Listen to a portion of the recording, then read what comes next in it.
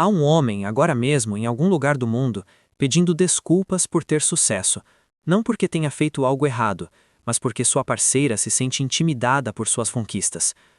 Há outro que está desistindo de seus sonhos porque lhe disseram que não eram realistas.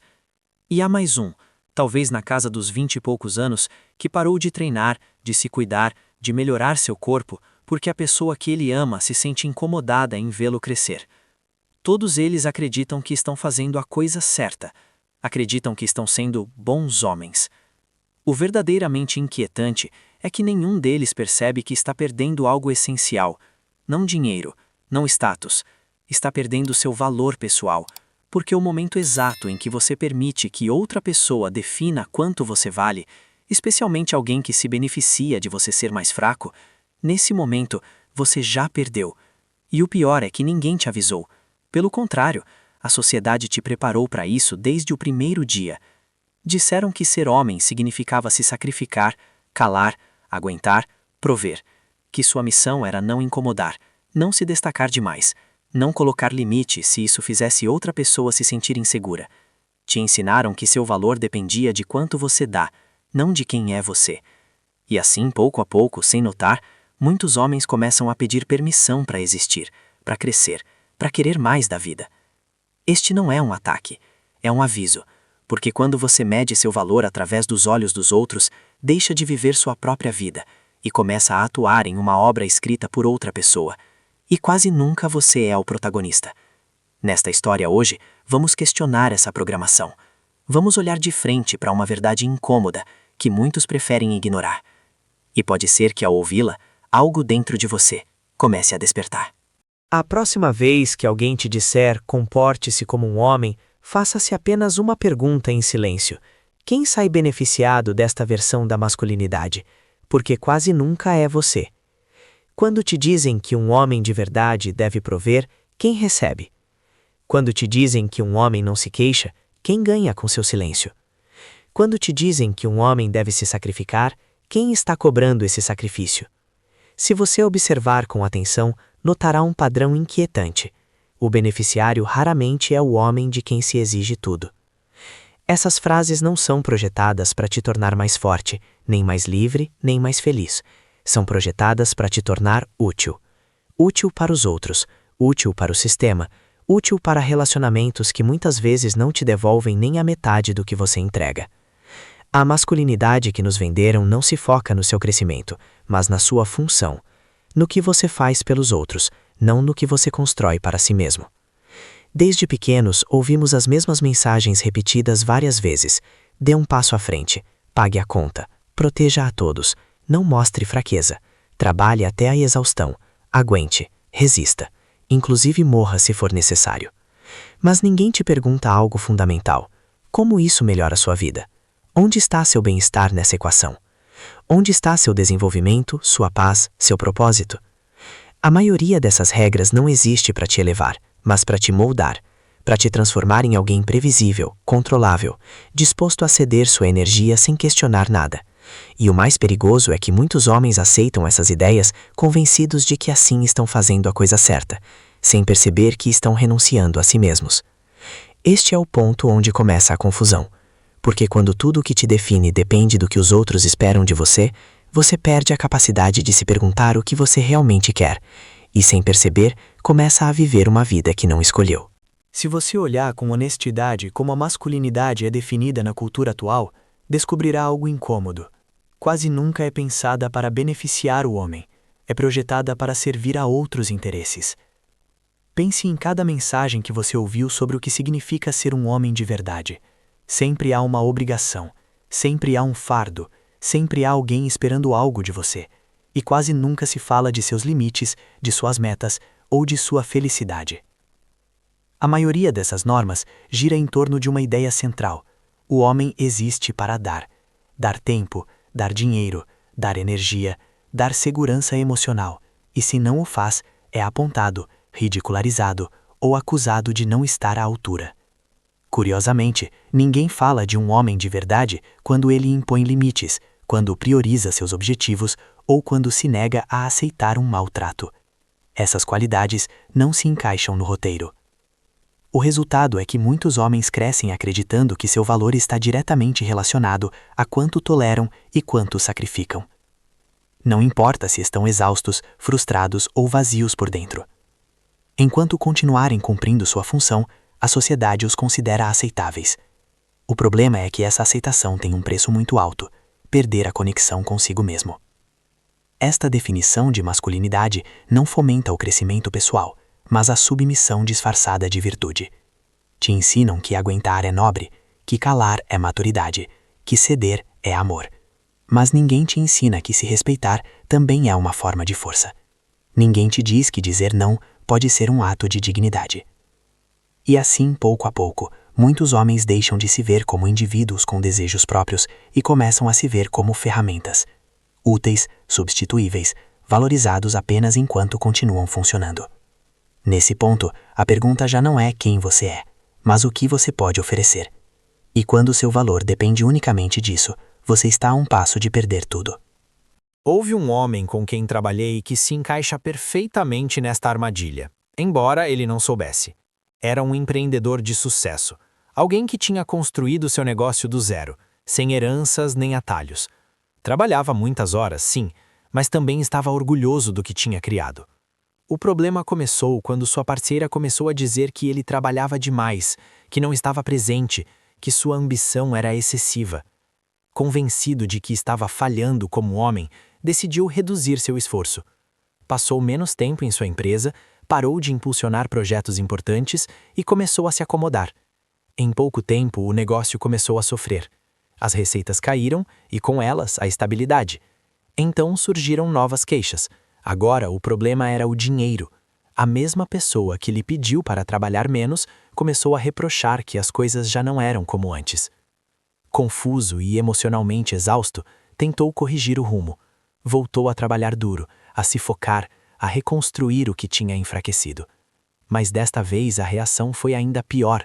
Sua parceira o acusou de escolher o trabalho em vez do relacionamento e ameaçou ir embora. Ele chegou a acreditar que estava fracassando como homem, não importa o que fizesse. Quando ele me contou sua história, fiz apenas uma pergunta simples: segundo a definição de quem? Foi nesse momento que algo mudou. Ele se deu conta de que tinha permitido que alguém que não tinha contribuído em nada para o seu sucesso decidisse como esse sucesso deveria ser. Tinha entregado seu critério, sua visão e sua autoestima a uma pessoa que só via o resultado, nunca o processo. Esse foi o despertar. Compreendeu que tentar agradar a todos estava destruindo-o, que não existia uma versão de si mesmo que satisfizesse expectativas contraditórias, e que no final, o preço de continuar cedendo era perder a única coisa que realmente lhe pertencia: sua identidade. Se você observar com atenção as mensagens que circulam sobre o que um homem de verdade deve fazer, notará que quase sempre estão vinculadas a obrigações para com as mulheres. Um homem real paga os encontros. Um homem real se compromete. Um homem real não questiona o passado dela. Um homem real aceita responsabilidades que não escolheu. Essas frases são repetidas como verdades absolutas, mas raramente são analisadas sob a perspectiva de quem sai beneficiado. Curiosamente, quase nunca se ouve que um homem real coloca limites, que prioriza seus objetivos ou que se afasta de relacionamentos que o desgastam. Ninguém celebra o homem que diz não a um maltrato ou que se nega a sacrificar seu propósito pelo conforto de outros. Essas condutas não se encaixam no relato dominante, porque não servem ao mesmo sistema de expectativas.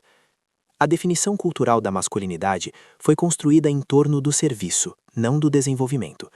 Espera-se que o homem entregue estabilidade, recursos e proteção, mas não se considera importante que receba apoio, compreensão ou respeito em troca. Seu bem-estar emocional fica em segundo plano, como se fosse um luxo e não uma necessidade. O mais preocupante é que essa lógica se normaliza a ponto de parecer inquestionável. Quando um homem começa a se perguntar se essa troca é justa, rapidamente é rotulado como egoísta, imaturo ou ressentido. Assim se corta qualquer tentativa de reflexão. Assim se mantém a ordem.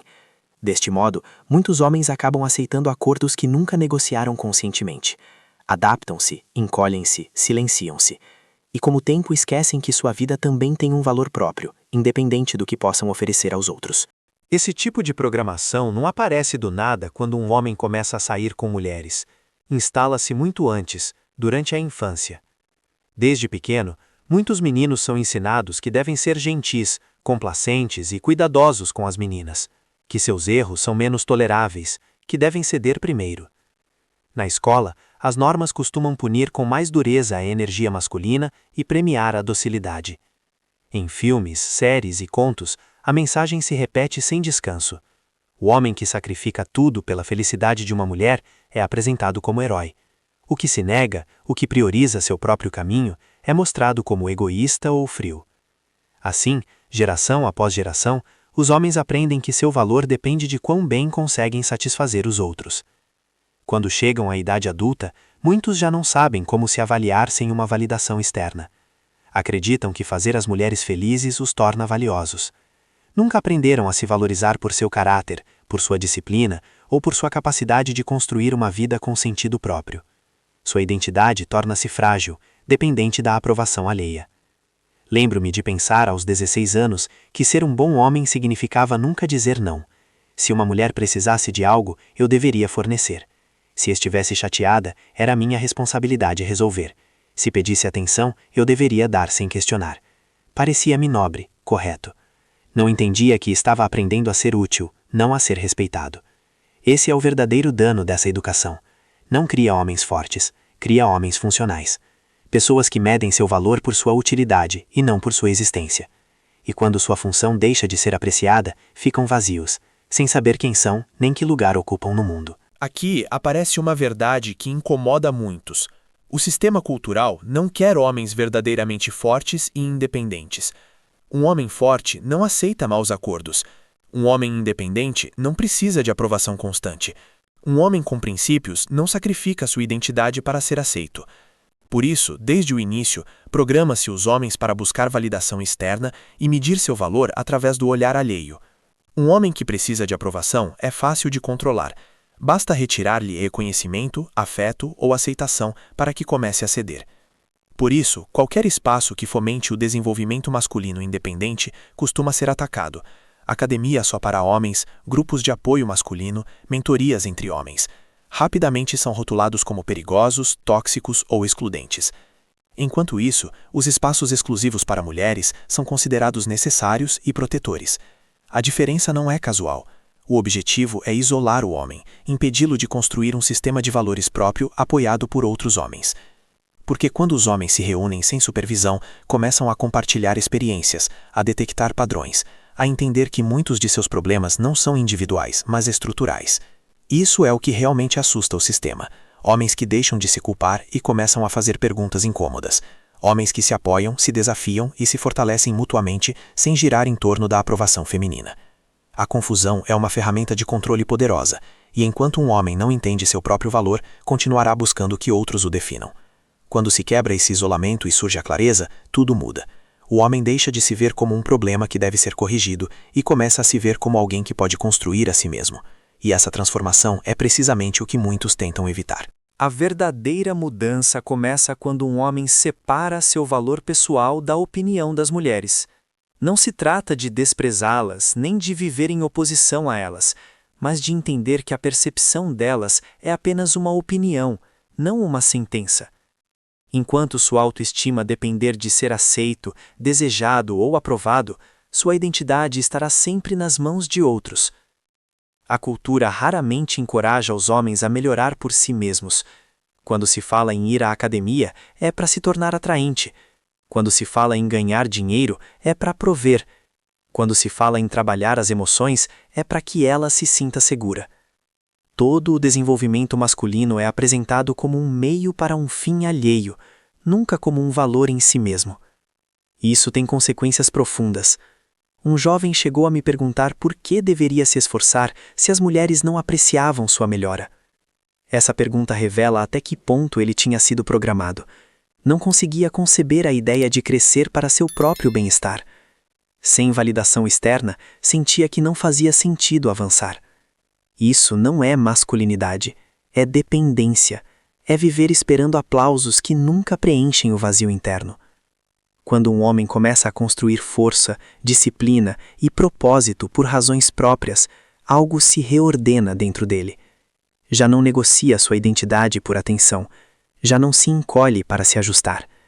O valor autêntico nasce da capacidade, não da aceitação. De saber que você pode enfrentar a vida, resolver problemas, sustentar-se por si mesmo.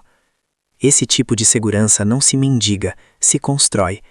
E quando aparece, muda a forma como um homem caminha, fala e decide, mesmo quando ninguém o está observando.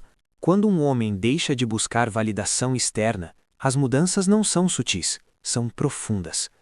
Começa a treinar porque quer ser forte, não porque alguém o observa. Começa a trabalhar com foco porque deseja liberdade, não porque deva demonstrar seu valor. Começa a impor limites, porque sua paz importa. E, de maneira irônica, é justo nesse momento que muitos notam sua presença pela primeira vez. Ao deixar de agir para agradar, surge a autenticidade. Já não precisa justificar suas decisões nem se desculpar por suas ambições. Compreende que seu valor não aumenta nem diminui conforme as reações alheias. Essa independência interior gera uma segurança que não pode ser fingida. Não nasce do ego, mas do respeito por si mesmo. Muitos homens descobrem algo inesperado nesse processo. Ao deixar de buscar aprovação, começam a ver com clareza dinâmicas que antes aceitavam sem questionar. Detectam a manipulação emocional, reconhecem acordos injustos e se afastam de relacionamentos que drenam sua energia. Não com raiva, mas com calma, porque já não sentem a necessidade de convencer ninguém do seu valor. Essa mudança também afeta a maneira como se relacionam com o mundo. A voz torna-se mais firme, as decisões mais claras. O medo de perder a aceitação se dissolve, e em seu lugar surge algo muito mais sólido: a certeza de que podem sustentar a si mesmos, mesmo que outros se afastem. Esse é o ponto de inflexão, quando um homem deixa de viver reagindo a expectativas externas e começa a construir a partir do seu próprio centro. A partir daí, já não busca ser escolhido. Ele escolhe. Existe uma confusão perigosa que muitos homens carregam durante anos: acreditar que a validação cria valor. A realidade funciona ao contrário. O valor é o que gera a atração, respeito e interesse, não a busca desesperada por aprovação. Quando um homem entende isso, muitas peças se encaixam de repente. Pense nos homens que marcaram a história: guerreiros, filósofos, inventores, líderes. Nenhum deles construiu sua grandeza tentando agradar ou ser aceito. Não agiam para impressionar, seguiam uma visão, uma missão interna, algo que consideravam importante independentemente de quem os olhasse. E foi precisamente isso que os fez se destacar. No entanto, muitos homens jovens são ensinados o contrário.